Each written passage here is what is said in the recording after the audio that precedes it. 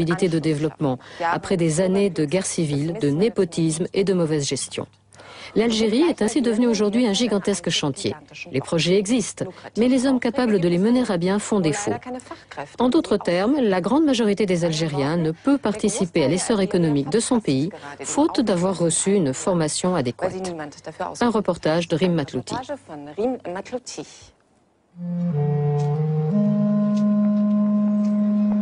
L'aéroport Ouari Boumedienne, cela faisait 15 ans que les Algériens l'attendaient. 15 ans de chantier interrompus par les séismes, les inondations, les années noires, les dettes du pays. C'est notre premier contact avec l'Algérie, notre première surprise. Achevé depuis quelques mois, il est enfin digne d'un aéroport d'une capitale forte. Alger l'émergente, l'Algérie se reconstruit.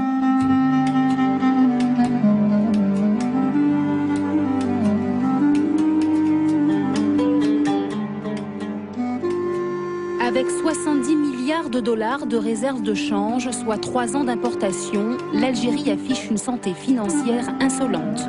Le gaz et le pétrole sont les seules richesses conséquentes de ce pays où tout est à bâtir. Hôpitaux, écoles, ponts, voies de communication. 1200 km d'autoroutes d'est en ouest du pays. C'est une des priorités, un des grands chantiers en cours, un des défis du gouvernement. Régulièrement, le ministre des Travaux publics en personne supervise l'avancée des travaux. C'est le deuxième ouvrage le plus important de la section. Nous sommes engagés, non seulement de protéger l'environnement à travers ces infrastructures, mais nous sommes déterminés, engagés à promouvoir l'environnement. Et dans ce cadre que nous avons décidé que ce soit une autoroute verte. Sous l'œil des médias algériens, le ministre affiche son déterminisme. Le message doit passer, les dirigeants ont l'avenir du pays en main. Aujourd'hui, grâce à Dieu, je suis rassuré et je suis satisfait de constater que le chantier avance bien. Il est de la responsabilité des entreprises de mener ce projet à sa fin pour qu'on puisse assurer une réussite dans les délais les plus proches. D'ailleurs, j'espère voir les finitions, si Dieu le veut, très bientôt. Le problème n'est pas de lancer des travaux, mais de les achever, de respecter les délais et de trouver les compétences nécessaires. C'est là que le bât blesse. Les experts manquent, les entreprises du bâtiment algériennes ne sont pas capables de se hisser au niveau des projets d'envergure. Pour preuve, depuis des années, Alger est un chantier à ciel ouvert inachevé. Le métro d'Alger, plus personne n'y croit. Il avance à son rythme.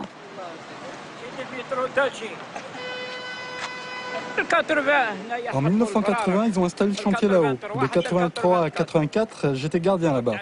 Et aujourd'hui, il en est où le chantier ? Ensuite, le chantier a déménagé dans d'autres quartiers d'Alger. Un chantier de métro, ça bouge.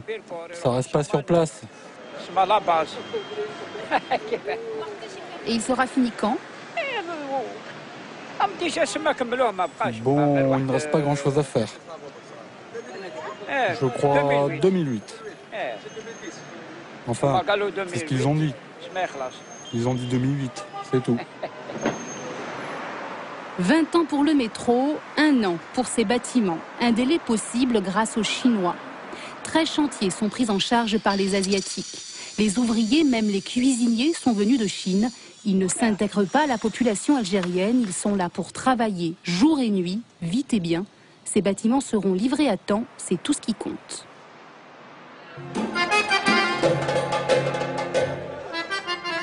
À quelques mètres des ouvriers asiatiques au travail, Bellecour, un quartier populaire. Dans les rues, on trouve de tout. Chacun gagne sa vie comme il peut. L'Ouahab a essayé de travailler avec les Chinois en vain. Aujourd'hui, comme la plupart des Algériens, il bricole. Les gens s'en sortent comment ici? Ils travaillent, normalement. De toute façon, il faut bien se débrouiller. Regarde, il y a une nouvelle vague par exemple là. Les gens maintenant, ils vendent des fruits, des légumes dans les camionnettes. C'est un marché ambulant. C'est un marché ambulant, ils se déplacent. Viens, on va voir par là. C'est combien les patates mon frère? 70 dinars. C'est cher pour un Algérien. Bah oui, c'est cher. Hein. 70 Pourquoi 70 dinars? 60 dinars un kilo de patates. Alors si tu veux acheter autre chose, par exemple un bidon d'huile. Bon, ça fait un moment que je ne suis pas allé au marché. C'est 300 environ ou 370. C'est trop. Pour les gens qui ne gagnent que le SMIC, ils vivent pas. Il faut du bricolage, mademoiselle. Ils travaillent là, ils travaillent ailleurs encore. C'est obligatoire. Ils s'en sortent? On est forcé, tout simplement. On est forcé, tout simplement. On est forcé. Mais ils vivent pourtant. On survit. On survit. On ne vit pas. On survit tout simplement, voilà. Avec 120 € par mois de salaire minimum, les Algériens n'ont pas d'autre choix que de trouver de l'argent ailleurs. La débrouille, c'est l'activité principale. Quel travail? Il n'y a rien. Tu vas travailler pour 6 000 ou 7 000, même 10 000, ça ne te suffit pas. Ça ne peut pas suffire, 10 000. Tu t'achètes une paire de baskets et tu essayes de t'acheter autre chose, t'as plus rien. De toute façon, qui va te donner 30 000 ici? Les jeunes qui ont fait des études avec des diplômes, ils ne trouvent pas de travail. Je te jure, des diplômes, il y en a plein les terrasses de café. Je les vois. Qu'est-ce que tu veux que je te dise? C'est comme ça. Moi, je travaille, je vends, j'achète, je revends. J'achète des téléphones portables, de l'or, que je revends, des euros aussi. C'est tout le temps différent et puis je travaille un peu sur le marché, tu comprends? Ça, c'est 25 000. 25 000, mon frère. Et pousse-toi là, fais attention à la marchandise. C'est au jour le jour. Une fois, je prends 15 centimes. Une fois 20. Une fois 35. Et je continue. Vous vous en sortez? Des jours, je gagne bien, d'autres rien du tout, d'autres un peu. Certains jours, ça marche et d'autres passent. Et au jour le jour. Les vendeurs en tout genre improvisent des marchés sur les trottoirs. Chômage, salaire encore trop bas malgré une récente augmentation, inflation ne laisse pas d'autre alternative que de profiter de l'économie parallèle. Personne ne le cache, l'Algérie populaire avance seule. De temps en temps, Bouteflika ouvre la fenêtre. Il regarde et la referme aussi vite. Tu crois franchement qu'il ne sait pas ce qui se passe ici?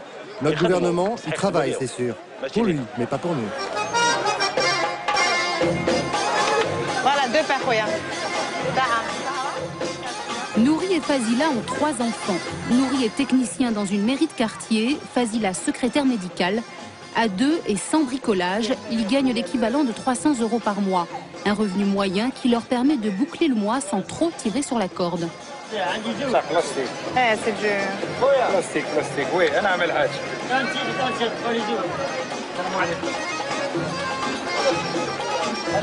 Non, le deuxième. Voilà. Avec les enfants, les économies sont rares, mais tout le monde vit au jour le jour. À 5, ils vivent dans un appartement de 27 mètres carrés. Une cuisine, une chambre à coucher pour tout le monde, un salon et coupure d'eau quotidienne à partir de 17 h jusqu'au lendemain matin. Depuis 3 ans, ils ont fait plusieurs demandes de logement. Ils patientent. En attendant, c'est bientôt la fête religieuse.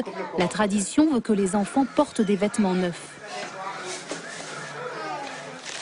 Généralement, le budget pour un enfant équivaut à peu près à 3500 dinars. Ça, c'est quand on fait attention, on fait ses calculs, on sait où acheter, tout ça, qui reste quand même un très très bon budget. Voilà. Ça fait un salaire? Pas tout à fait, parce que là, nous sommes en période chaude. Donc, en général, on leur achète peu de linge. Voilà. C'est important parce qu'en général, c'est tricot, pantalon et chaussures. Voilà. Si c'était en période d'hiver, le budget pourrait facilement doubler. Voilà. Ça veut dire passer à 6000 dinars et qui finalement, pour 2 enfants, équivaudrait effectivement un salaire. Malgré tout, Nouri a confiance. Après les années noires, il compte bien sur les pétrodollars pour aider le pays à retrouver une dignité sociale. Il y a un effet de mondialisation qui est là. Et nous ressentons quand même un changement en essayant de mettre un peu ce pays au même niveau que beaucoup d'autres pays avancés. Voilà. Ça, c'est... On commence un peu à le ressentir dans les... Moi, je dirais un peu les décisions politiques qui sont prises et un peu ce qu'on voit sur le terrain. On sent que ce pays se modernise.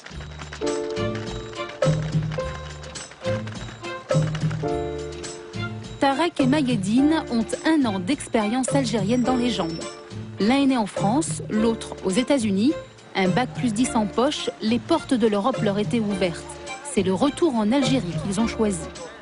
Faute de moyens de transport, ils utilisent les taxis clandestins. Le bricolage, même eux, n'y échappent pas.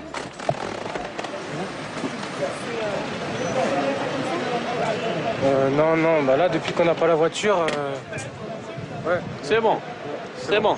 Vu que les transports en commun, c'est un peu compliqué. Donc on est obligé de se débrouiller un peu. Mais bon, ça fait partie du voyage, quoi.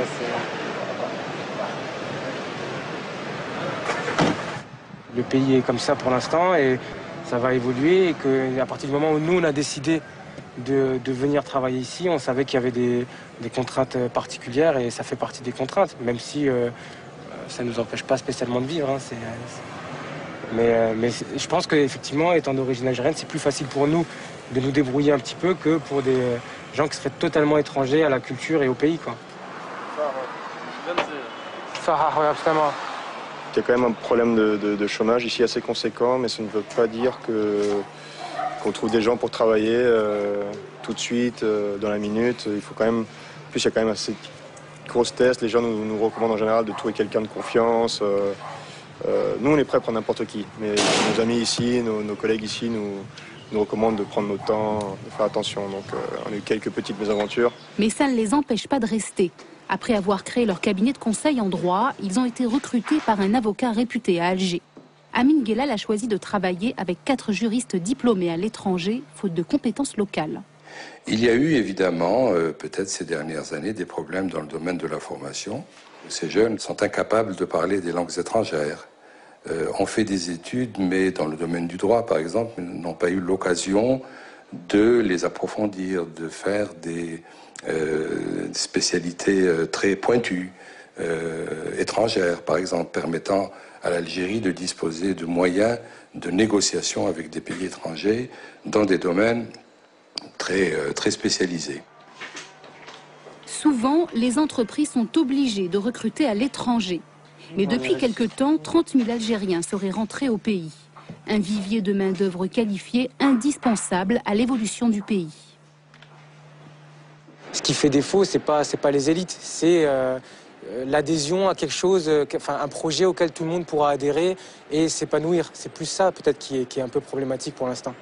Mais encore une fois, dans la circonstance actuelle, après 10 ans de difficiles, après la crise identitaire traversée par le pays, on sait très bien que créer des élites ou proposer un projet à la population, ça ne sera pas la panacée. Ça va mettre du temps, c'est une question de maturation aussi. L'État a toutes les cartes en main et les moyens de faire sortir le pays de la crise sociale. Mais les efforts employés sont encore loin de satisfaire le besoin des Algériens. Avec une richesse basée en grande partie sur les hydrocarbures, l'économie algérienne peut tomber aussi vite qu'elle s'est relevée.